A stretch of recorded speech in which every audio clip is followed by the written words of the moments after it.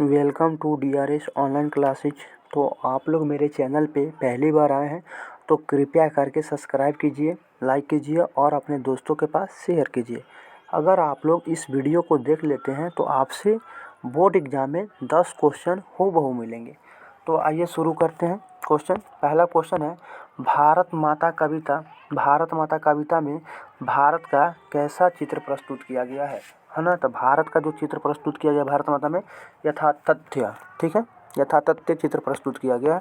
अगला क्वेश्चन के लिए आएंगे, जातीय अस्मिता की दृष्टि से इतिहास का प्रवाह कैसा है ना। तो इतिहास का प्रवाह कैसा है, विच्छिन्न और अविच्छिन्न दोनों, ठीक है। अगला क्वेश्चन क्यों आते हैं, अगला क्वेश्चन है आधुनिक सभ्य समाज। देखिए अगला क्वेश्चन है आधुनिक सभ्य समाज श्रम विभाजन को आवश्यक क्यों मानता है। तो आधुनिक सभ्य समाज जो है श्रम विभाजन को आवश्यक क्यों मानता है, कार्य कुशलता के लिए आवश्यक मानता है। तो इसका सही आंसर हो जाएगा कार्य कुशलता के लिए। अगला क्वेश्चन क्या रहिए, श्रम विभाजन और जाति प्रथा। देखिए श्रम विभाजन और जाति प्रथा पाठ्य बाबा साहेब के किस भाषण के संपादित अंश है। हम तो श्रम विभाजन और जाति प्रथा कहाँ से लिया गया है, तो बताए थे एनिहिलेशन ऑफ कास्ट। तो इसका सही आंसर हो जाएगा एनिहिलेशन ऑफ कास्ट, ठीक है। अगला क्वेश्चन की ओर आते हैं, ऐसे ही लड़के आगे चलकर गुंडे, चोर और डाकू बनते हैं, यह पंक्ति किस पात्र ने कही है। तो ऐसा बात किसने बोला था, सेन साहब बोले थे कि ऐसे ही बच्चे आगे चलकर क्या बनेंगे, चोर, गुंडे और डाकू, ठीक है। अगले क्वेश्चन के लिए आएंगे, किसके अध्ययन क्षेत्र में भारत के कारण नवजीवन का संचार हो चुका है ना। तो इसका सही आंसर क्या होगा, विधि शास्त्र, है ना। विधि शास्त्र के क्षेत्र में भारत में क्या हो गया है, नवजीवन का संचार हो चुका है, ठीक है। सातवां क्वेश्चन क्यों रहेंगे, सातवां क्वेश्चन है मंगम्मा की बहू के नाम क्या था, है ना। मंगम्मा की बहू के नाम क्या था। तो मंगम्मा के बहू के नाम क्या था, नजम्मा। क्या था, नजम्मा। मंगम्मा के बहू का नाम था नजम्मा, ठीक है। अगला क्वेश्चन क्यों रहेंगे, अगला क्वेश्चन है ढाते विश्वास कहानी किस लेखक द्वारा अनुदित है ना। तो ढाते विश्वास को मतलब हिंदी में कौन ट्रांसलेट किया है, तो किया राजेंद्र प्रसाद मिश्र। कौन, राजेंद्र प्रसाद मिश्र, ठीक है। अगला क्वेश्चन की ओर आते हैं, अगला क्वेश्चन है माँ कहानी किस लेखक द्वारा रचित है ना। तो माँ कहानी को लिखे हैं कौन, ईश्वर पेटलीकर। कौन लिखे हैं, ईश्वर पेटलीकर। बोला माँ कहानी किस लेखक द्वारा रचित है, तो ईश्वर पेटलीकर, ठीक है। अगला क्वेश्चन क्यों रहेंगे, अगला क्वेश्चन है मंगू की माँ की कितनी संतानें थी। तो मंगू की माँ की कितनी संतानें थी, 4, है ना। अब मंगू के पूछेगा मंगू को छोड़ के कितनी संतानें थी, तो 3, है ना। जन्म से ही कौन पागल थी, तो कौन थी, मंगू, ठीक है। अगला क्वेश्चन के लिए आइए, अगला क्वेश्चन है नगर कहानी किस भाषा से अनुदित है ना। क्या पूछ रहा है आपसे कि नगर कहानी किस भाषा से अनुदित है। ऑप्शन देखिए, ऑप्शन ए है उड़िया, ऑप्शन बी है तमिल, है ना, ऑप्शन सी है गुजराती, ऑप्शन डी है कन्नड़। तो इसका सही आंसर क्या होगा, तमिल, है ना। कैसा होगा, तमिल, ठीक है। अगला क्वेश्चन क्या आते हैं, अगला क्वेश्चन है पापाती की उम्र क्या था, है ना। आपको से पूछ रहा है कि पापाती कितनी साल की थी।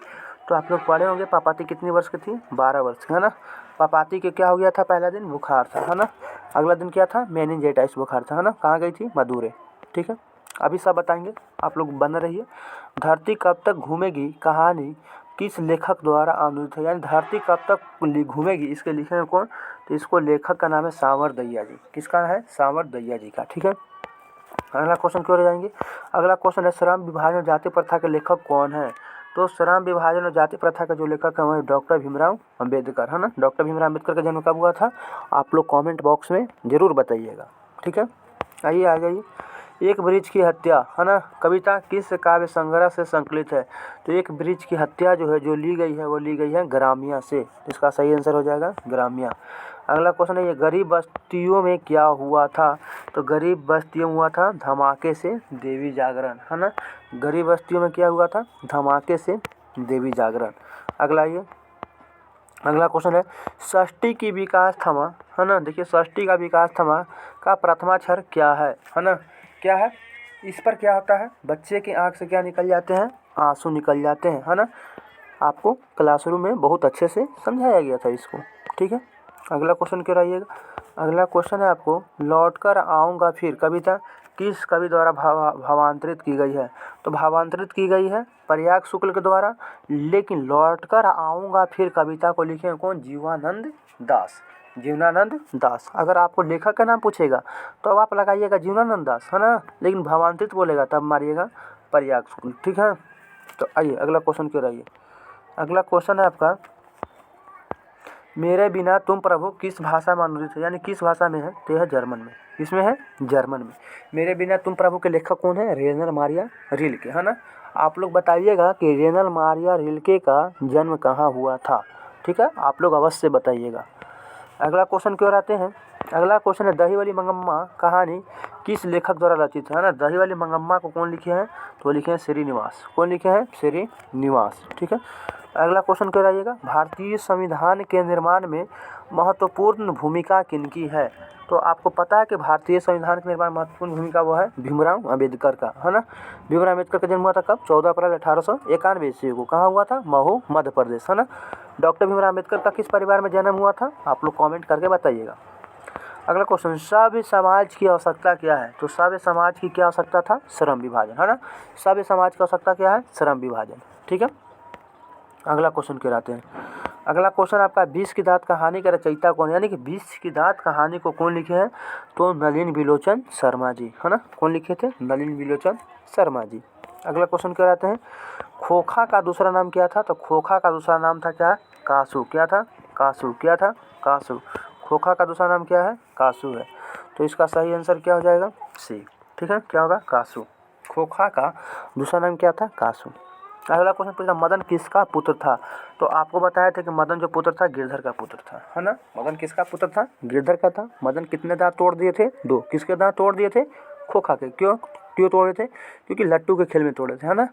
ठीक है, कौवे के जमात में कौन आने के लिए लग गया था? तो हंस। परवल कौन सी संज्ञा है ना।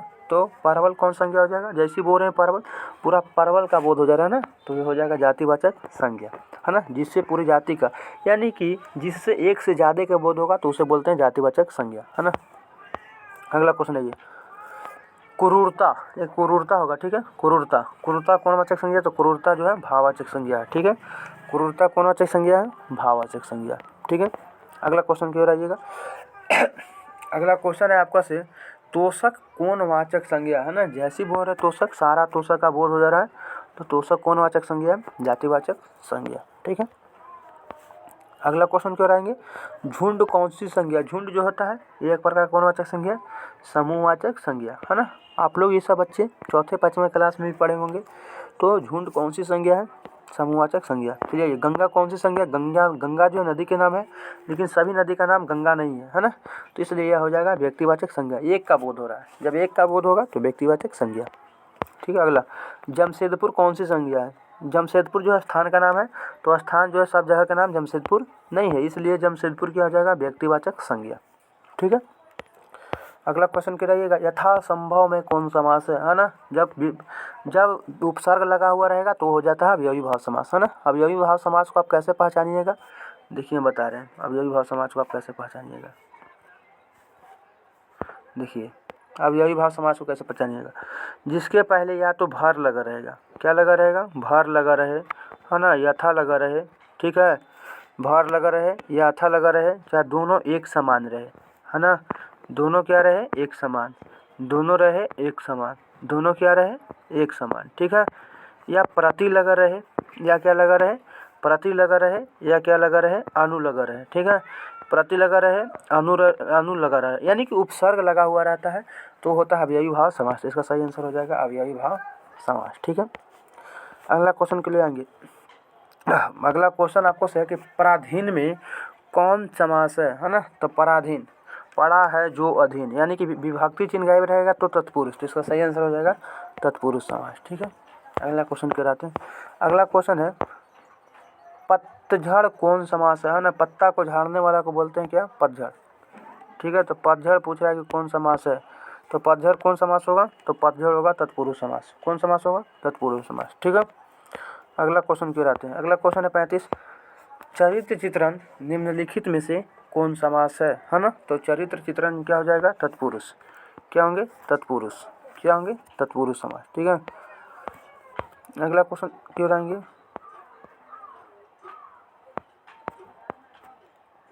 अगला क्वेश्चन क्यों रहेंगे 36 क्वेश्चन। काल के कितने भेद होते हैं, है ना। तो काल के कितने भेद होते हैं, 3 भेद, वर्तमान काल, भूतकाल और भविष्य काल। ठीक है, आइए आगे आइए। वर्तमान काल के कितने भेद होते हैं, है ना। तो वर्तमान काल के कितने भेद होते हैं, 5। कितने भेद होते हैं, 5 वो। ठीक है, अगला क्वेश्चन क्यों रही है, अगला क्वेश्चन आपका है कि भविष्यत काल के कितने भेद होते हैं। तो भविष्यत काल के कितने भेद होते हैं, भविष्यत काल के भेद होते हैं 3। कितने होते हैं, 3। ठीक है, अगला क्वेश्चन क्या रहिएगा, निम्नलिखित शब्दों में कौन सा शब्द तद्भव है ना। तो तत्सम को बिगड़े हुए रूप को क्या बोलते हैं, तद्भव बोलते हैं। तो तद्भव इसमें हो जाएगा कीमत। क्या हो जाएगा, कीमत। क्या होंगे, कीमत। ठीक है, सॉरी इसमें जो है तद्भव जो हो जाएंगे पलंग। क्या हो जाएंगे, पलंग। ठीक है, तद्भव क्या हो जाएंगे, पलंग हो जाएंगे। गलती हो गया था। अगला क्वेश्चन क्यों रहते हैं, अगला क्वेश्चन है निम्नलिखित में से कौन सा शब्द क्या है, तत्सम, है ना। संस्कृत के मूल शब्द को क्या बोलते हैं, तत्सम। तो संस्कृत के मूल शब्द क्या है, कर्पूर, कर्पूर ना, तो इसलिए ये हो जाएगा तत्सम, है ना, तत्सम बोलते हैं। ठीक है, अगला क्वेश्चन क्या रहिएगा, निम्नलिखित में से कौन सा शब्द क्या है, अविकारी है ना। अविकारी, तो अविकारी क्या होगा, धीरे धीरे। ठीक है, अगला क्वेश्चन क्यों रही है, और अगला क्वेश्चन आपका है आग को आप किसके अंतर्गत रखेंगे, है ना। तो आग के हम लोग किसके अंतर्गत रखेंगे, तद्भव की। क्यों, क्योंकि तत्सम को बिगड़े हुए रूप को तद्भव बोलते हैं। ठीक है, आग को बोलते हैं हम लोग संस्कृत में अग्नि, और अग्नि को हम लोग बिगाड़ के नाम रख दिए आग, है ना। तो तत्सम के बिगड़े हुए रूप को तद्भव बोलते हैं, इसलिए आग को हम लोग किस में रखेंगे, तद्भव में रखेंगे। ठीक है, अगला क्वेश्चन है 43 नंबर क्वेश्चन बोल रहा है आपको से कि निम्नलिखित शब्दों में कौन सा शब्द क्या है, रूढ़ है ना। निम्नलिखित शब्दों में कौन सा शब्द क्या है, रूढ़ है। तो रूढ़ क्या होंगे, देश। क्या होगा, देश। ठीक है, अगला क्वेश्चन क्या रही है, अगला क्वेश्चन है निम्नलिखित शब्द में कौन यौगरूढ़ है ना। आपको यौगरूढ़ चुनना है। तो यौगरूढ़ होगा क्या, जलज चंद्रशेखर। क्या होगा, जलज चंद्रशेखर। ठीक है, अगला क्वेश्चन क्यों रहते हैं, अगला क्वेश्चन आपका निम्नलिखित शब्दों में कौन सा शब्द विदेशज है ना। निम्नलिखित शब्दों में कौन सा शब्द क्या है, विदेशज है। आपको विदेशज चुनना है ना। 45 क्वेश्चन ही था ना। निम्नलिखित शब्दों में कौन सा शब्द क्या है, विदेशज है। तो जिसका जन्म क्या उसमें हुआ है, विदेश में हुआ है ना, उसी को क्या बोलते हैं, विदेशज बोलते हैं। तो देखिए, दूध हम लोग अपन देहात में भी बोलते हैं, जल भी बोलते हैं, हम भी बोलते हैं, लेकिन चाकू का जन्म किस में हुआ है, विदेश में। तो इसका सही आंसर क्या हो जाएगा, चाकू।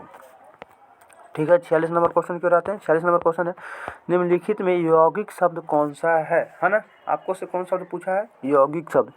तो ऑप्शन ए है पंकज, ऑप्शन बी है जल, ऑप्शन सी है पाठशाला, और ऑप्शन डी है गणेश। तो इसका सही आंसर क्या हो जाएगा, पाठशाला, है ना। पाठशाला किसको बोलते हैं बच्चे, विद्यालय को, है ना, स्कूल को।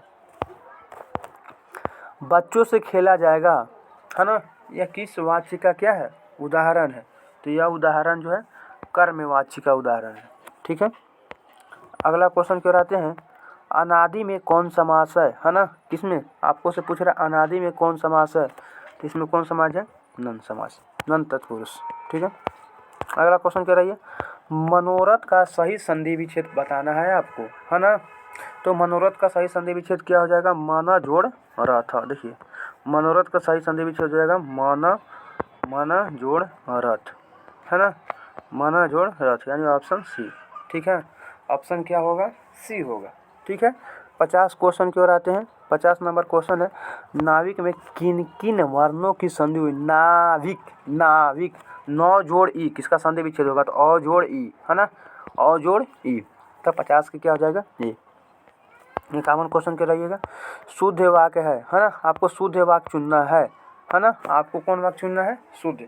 तो शुद्ध वाक्य क्या है, रोटी ताजी है, नहीं, रोटी ताज़ा है। ठीक है, दाल अच्छा है, नहीं, दाल अच्छी है।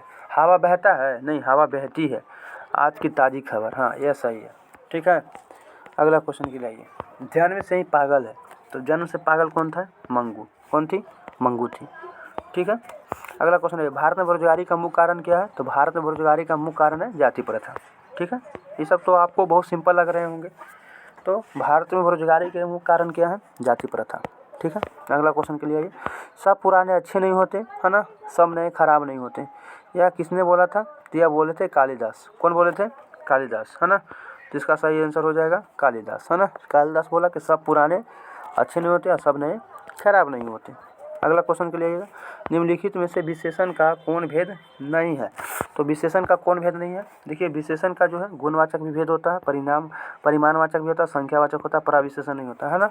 विशेषण कितने भेद होते हैं? 4 भेद होते हैं, है ना। इसका ट्रिक है, जिसने पढ़ा जीएस उसने बना एसपी, ठीक है। जी से गुणवाचक विशेषण, एस से संख्यावाचक विशेषण, एस से सर्वनामिक विशेषण और पी से परिमाणवाचक विशेषण। तो इसका सही आंसर हो जाएगा ए। अगला क्वेश्चन है ये, पंडित बिरजू महाराज का जन्म कब हुआ था? तो पंडित बिरजू महाराज का जन्म हुआ था 4 फरवरी 1938 को, है ना। 4 फरवरी 1938 को, 4 फरवरी 1938 को इनका जन्म हुआ था। किनका? पंडित बिरजू महाराज की। ऑप्शन सही होगा डी, ठीक है। अगला क्वेश्चन के लिए तत्पुरुष समास का उदाहरण नहीं है ना। तो राजपुत्र, ये तो तत्पुरुष का होगा, राजा जो पुत्र, हाँ ये होगा। पवन पुत्र, हाँ ये भी होगा। वनवास भी होगा। चौराहा, चौराहा जो हो जाएगा, यह जो हो जाएगा यह सही होगा, ठीक है। चौराहा कौन समास है? तो यह है द्विगु, है ना। चौराहा कौन है? द्विगु, जहाँ 4 रास्ता मिलता है उसे बोलते हैं चौराहा, ठीक है। अगला क्वेश्चन है, अगला क्वेश्चन आपको से पूछ रहा है,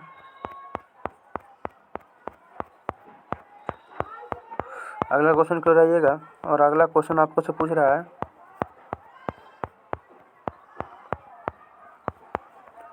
अगला क्वेश्चन क्या है? अगला क्वेश्चन है कि शुद्ध शब्द है ना। तो शुद्ध शब्द क्या है? अभिलाषा। देखिए अभिलाषा ऐसे ही लिखाता है, ठीक है। अभिलाषा ऐसे नहीं लिखाता है, ऐसे भी नहीं लिखाता, ऐसे भी नहीं लिखाता है। ऑप्शन ही सही हो जाएगा, ठीक है। 59 क्वेश्चन क्यों रहिएगा। 59 क्वेश्चन है, 59 का क्वेश्चन क्या बोल रहा है आपको से कि फ्रांस का प्रमुख कला केंद्र क्या रहा है? तो फ्रांस का प्रमुख कला केंद्र अविन्यो भी रहा है और एफिक टावर भी रहा है। तो ये क्या हो जाएगा? सी। क्या हो जाएगा? सी, ठीक है। अगला क्वेश्चन क्या रही है? अशुद्ध शब्द है, आपको से क्या पूछ रहा है? अशुद्ध। तो अशुद्ध देखिए रोशनी भी सही है, दुरात्मा भी सही है, कर्तव्य भी सही है। श्रृंगार नहीं होता है, ठीक है, श्रृंगार होता है। क्या होता है? श्रृंगार। क्या होता है? श्रृंगार, श्रृंगार, ठीक है, श्रृंगार होता है। इसलिए यह हो जाएगा, क्या हो जाएगा? यह जो हो जाएगा यही सही होगा, ठीक है। आइए अगला क्वेश्चन, अज्ञेय का जन्म हुआ कब हुआ, है ना। अज्ञेय का मतलब हुआ सच्चिदानंद हिरानंद वात्स्ययन अज्ञेय। तो अज्ञेय का जन्म हुआ था 1911 ईस्वी में। कब हुआ था? 1911 ईस्वी में, ठीक है। 62 क्वेश्चन क्यों रहते हैं? 62 क्वेश्चन है, दिनकर की किस कृति के लिए, है ना, ज्ञानपीठ पुरस्कार मिला था? तो इनको उर्वशी के लिए क्या मिला था? ज्ञानपीठ पुरस्कार मिला था, ठीक है। संस्कृत के 4 अध्याय पर मिला था इनको कोचि साहित्य अकादमी पुरस्कार, ठीक है। लेकिन उर्वशी पर क्या मिला था? ज्ञानपीठ पुरस्कार, ठीक है। अगला क्वेश्चन क्यों रहते हैं? अगला क्वेश्चन है, नौबत खानी विवादत साहित्य की कौन सी विधा है ना। तो नौबत खानी विवादत साहित्य की जो विधा है वह है व्यक्ति चित्र, ठीक है। क्या है? व्यक्ति चित्र, ठीक है। अगला क्वेश्चन क्यों रहिए? अगला क्वेश्चन है, प्रेमघन अपना आदर्श मानते हैं, है ना, यानी किसको मानते हैं? तो हम प्रेमघन अपना आदर्श मानते हैं विवेकानंद को। किसको मानते हैं? विवेकानंद को, ठीक है। प्रेमघन अपना आदर्श किसको मानते हैं? विवेकानंद को, ठीक है। लेकिन मुझे लगता है कि प्रेमघन भारतेंदु हरिश्चंद्र होना चाहिए, ठीक है। यह क्वेश्चन में हमको डाउट है, ठीक है। अगला क्वेश्चन क्यों रहते हैं? अगला क्वेश्चन क्यों रही है, भारत माँ के श्रेष्ठ मुख की तुलना कवि ने किससे की है ना। तो वह की है किससे? छायायुक्त चंद्र से, छायायुक्त चंद्र से, ठीक है। अगला क्वेश्चन क्या रहिएगा? अगला क्वेश्चन आइएगा छठा, मिट्टी की 66 मिट्टी की अबोध मूर्ति कौन है ना। तो आप लोग पढ़े थे, कौन थे? जनता।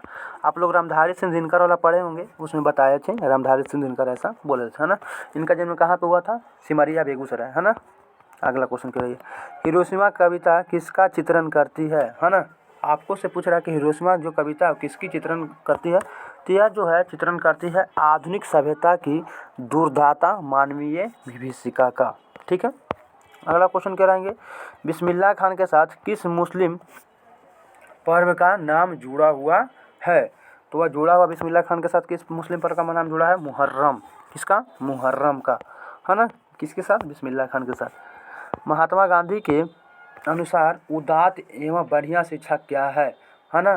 तो महात्मा गांधी क्या बोले थे कि ये जो है सबसे बढ़िया शिक्षा में किसको मानते हैं? अहिंसक प्रतिरोध को, है ना, जिसमें मारधार नहीं हो, वो अच्छा शिक्षा है, ठीक है। अगला क्वेश्चन क्या है ये, वाणी कब 20 की समान हो जाती है ना। गुरु नानक वाला आप लोग पढ़ेंगे तो उसमें आप बताए थे हम लोग कि वाणी जो होता है राम नाम के बिना क्या होती है, 20 की समान हो जाती है। ठीक है, 71 क्वेश्चन की ओर आइएगा। 71 क्वेश्चन है, रस खान के रचना काल के समय किसका राज्यकाल था, है ना। रस काल के रचना काल के समय किसका राज्यकाल था, तो जहांगीर का। किसका था, जहांगीर का। ठीक है, अगला क्वेश्चन की ओर आइए। अगला क्वेश्चन है, अगला क्वेश्चन क्या है, रुकिए, अगला क्वेश्चन की ओर आइए। हाँ, ये तो हो गया वाणी का राज खान के रचना काल। देखिए, राज खान के रचना काल के समय किसका राजकाल था, जहांगीर का। ये तो हो गया। कवि ने पर्जन्य किसे कहा है ना। तो कवि पर्जन्य किसे कहा था, बादल को। किसका कहा है, बादल का, है ना। आप लोग प्रेम घन वाला इसका वाला सुने होंगे, घानानंद वाला, तो उबलते हैं, है ना, आँख के आंसू रोते हुए। ठीक है, अगला क्वेश्चन क्यों रहिएगा, साहित्य या परंपरा का पूर्ण ज्ञान किस व्यवस्था में संभव है ना। तो आपको से पूछ रहा है कि साहित्य का परंपरा का अगर आपको पूर्ण ज्ञान लेना है तो किस व्यवस्था में क्या है, संभव है, तो यह था समाजवादी व्यवस्था। ठीक है, अगला क्वेश्चन क्यों रहता है। अगला क्वेश्चन है, पंडित बिरजू महाराज का जन्म कब हुआ था, 4 फरवरी 1938 ईस्वी को। ठीक है, पंडित बिरजू महाराज का जन्म कब हुआ था, 4 फरवरी 1938 ईस्वी को। देखिए अगला क्वेश्चन, ला मादा मोजेल दामिनियो किसकी कृति है, तो वह किसकी कृति थी, पिकासो की। किसकी कृति है, पिकासो की। अगला क्वेश्चन के लिए आइएगा।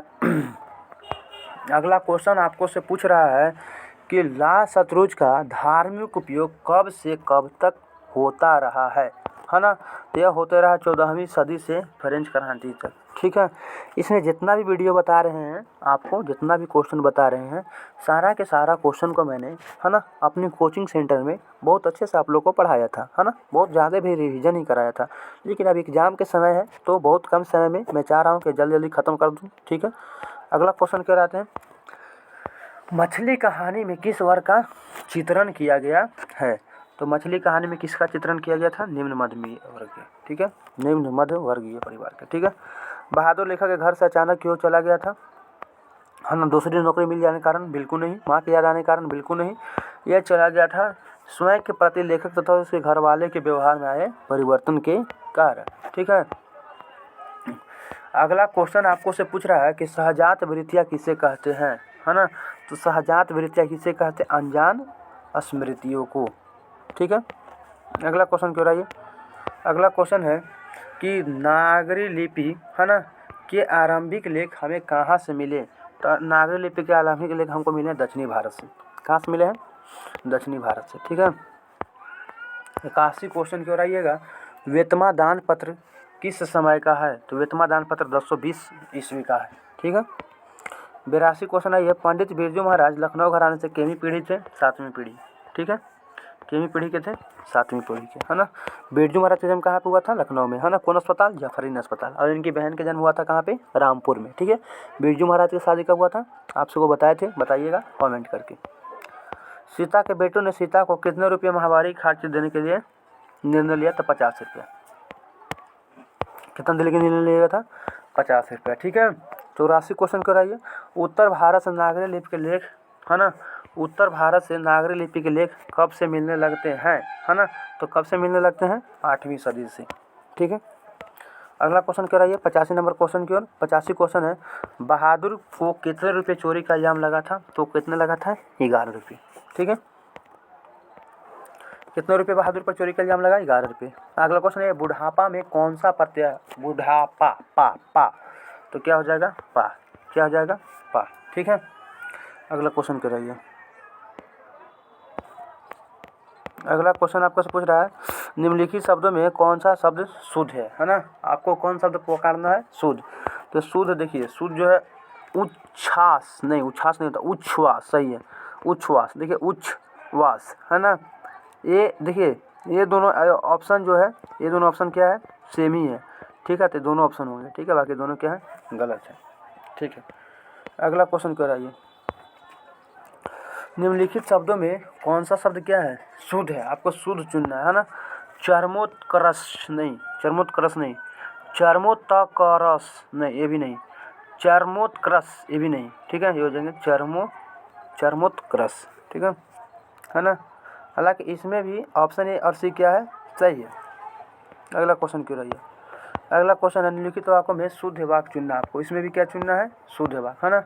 तो देखिए, यह बालक कहाँ जा रहा है, कहाँ जा रहे हैं नहीं, यह बालक कहाँ जा रहा है, गलत है। बच्चा का क्या क्या समाचार, नहीं, बच्चे के समाचार क्या है, ऐसे होना चाहिए। लता 2 चिट्ठी लिखी, नहीं, लता ने 2 चिट्ठी लिखी, तो इसका कहोगे फूलों की एक माला ला दीजिए, ये सही है, ठीक है। अगला क्वेश्चन क्यों रहते हैं, अगला क्वेश्चन अक्कल पर पत्थर पड़ना मुहावरे का सही अर्थ क्या है। तो अक्कल पर पत्थर पड़ना मुहावरे का सही अर्थ है बुद्धि भ्रष्ट होना, ठीक है। 91 क्वेश्चन की ओर आते हैं, और 91 क्वेश्चन आपको से पूछ रहा है कि वर्ण कितने प्रकार के होते हैं। तो वर्ण जो होते हैं 2 प्रकार के होते हैं, स्वर्ण वर्ण और व्यंजन वर्ण, ठीक है। अगला क्वेश्चन क्यों आते हैं, स्वर्ण वर्णों की संख्या कितनी है। तो स्वर्ण वर्णों की संख्या कितनी है, 11, कितनी है, 11, ठीक है। अगला क्वेश्चन है व्यंजन वर्ण कितने, तो व्यंजन वर्ण कितने होते हैं, 33, व्यंजन वर्ण कितने होते हैं, 33, ठीक है। का उच्चारण स्थान क्या है, तो का उच्चारण स्थान था कंठ, है ना। अ आ, ठीक है। अब क ख ग घ अंग, सारा का सारा उच्चारण क्या होगा, कंठ, क्या होगा, कंठ, ठीक है। अगला क्वेश्चन क्यों रहते हैं, अगला क्वेश्चन है ना, स, ठीक है। स का उच्चारण स्थान आपको क्या करना है, बताना। तो स बोल रहे हैं, देखिए तालु का हम लोग उपयोग कर रहे हैं, तो इसका सही उच्चारण क्या हो जाएगा, तालु, ठीक है। देखिए छ और स का उच्चारण तो ना भैया बताएं क्या चीज़ होता है, च और स का चीज़ होता है, अब ये बताया ना तालु से, तो इसका सही आंसर क्या हो जाएगा, तालु, क्या हो जाएगा, तालु, ठीक है। 97 नंबर क्वेश्चन क्यों रहते हैं, 97 नंबर क्वेश्चन है म। तो देखिए पवर्ग के उच्चारण स्थान होता है कुछ से, म से, ठीक है। कुछ होता है कंठ एथी से, म ओष्ठ से ना, लेकिन इसमें ओठ नहीं है ना। 97 में ओष्ठ नहीं है, तो माँ का उच्चारण स्थान अगर वो नहीं है, ओष्ठ नहीं है, तो क्या हो जाएगा। यह क्वेश्चन में हमको डाउट है बच्चे, ठीक है। यह क्वेश्चन को भी हम बाद में डील करेंगे, तो आइए। लेकिन माँ का उच्चारण स्थान होता है ओठ से, ठीक है। अगला क्वेश्चन है न, है ना। न का उच्चारण स्थान क्या है, तो देखिए न बोल रहे हैं तो हम लोग ना का प्रयोग कर रहे हैं, है ना। तो इसका क्या हो जाएगा, नासिका, ठीक है। 99 नंबर क्वेश्चन पाइए, ऊ का उच्चारण स्थान, है ना। ऊ कौन ऊ है, दीर्घाऊ ऊ, तो दीर्घाऊ ऊ का उच्चारण स्थान हो जाएगा कुछ ओष्ठ, क्या होंगे, ओष्ठ, क्या होंगे, ओष्ठ, ठीक है। अगला क्वेश्चन क्या रहिएगा, अगला क्वेश्चन है कि हिंदी में वर्णों की कुल संख्या कितनी है। तो हिंदी में वर्णों की कुल संख्या कितना है बच्चे, आपको हम अभी बताए थे 33 उधर था व्यंजन वर्ण, अब 11 को स्वर्ण वर्ण, तो कितना हो गया 44, तो कितना हो जाएगा 44, ठीक है। तो इसी के साथ आज का मेरा वीडियो होता है ख़त्म। उम्मीद है कि आप लोग को यह वीडियो बहुत अच्छे से समझ में आया होगा, तो कृपया करके शेयर कर दीजिए बच्चे, आपके लिए ही मेहनत की जा रही है। थैंक यू, मिलते हैं अगले वीडियो में।